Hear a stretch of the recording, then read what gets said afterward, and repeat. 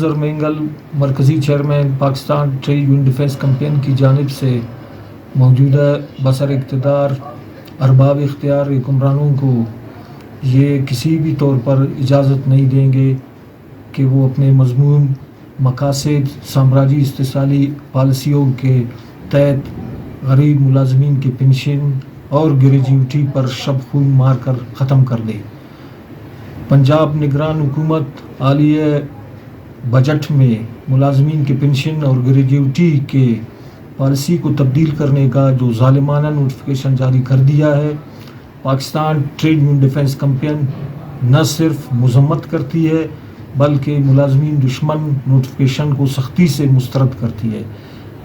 اس قسم کے ملازمین دشمن پالیسیاں دراصل IMF ورلڈ بینک کی خوشنودی حاصل کرنے کے لیے کی جا رہی ہے۔ موجودہ نوٹیفیکیشن کے تحت جو بھی ملازم جس گریڈ میں بھرتی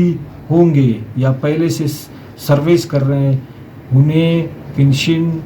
انیشل بنیادی تنخواہ پر ملے گی اور گریجویٹی بھی۔ مثلاً اگر ایک ملازم جب بھرتی ہو جاتا ہے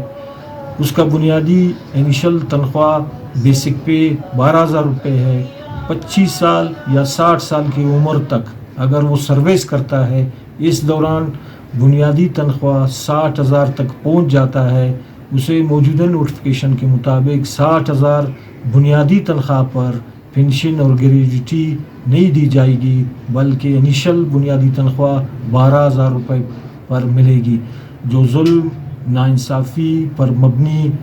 سامراجی پالیسی ہے۔ ملازم طبقہ اپنی پوری جوانی اداروں میں محنت مشقت کر کے وہ خرچ کرتے ہیں، اگر موجودہ نوٹیفیکیشن کے مطابق انہیں پنشن گریجویٹی ملے گی تو یقیناً وہ ملازمین جو بقیہ اپنی زندگی ہے وہ احتیاجی محتاجی بلکہ معاشی بدحالی کی شکل میں زندگی گزاریں گے۔ پاکستان ٹریڈ یونین ڈیفنس کیمپین حکومت وقت سے مطالبہ کرتی ہے کہ یہ جو ظالمانہ نوٹیفیکیشن ہے اسے فی الفور واپس لیا جائے، بصورت دیگر محنت کش طبقہ پوری پاکستان میں سراپا احتجاج ہو جائیں گے، جس کی وجہ سے ملک کا جو امن امان ہے وہ تہہ بالا ہو سکتا ہے، جس کی تمام تر ذمہ داری حکمران طبقے پر عائد ہوگی۔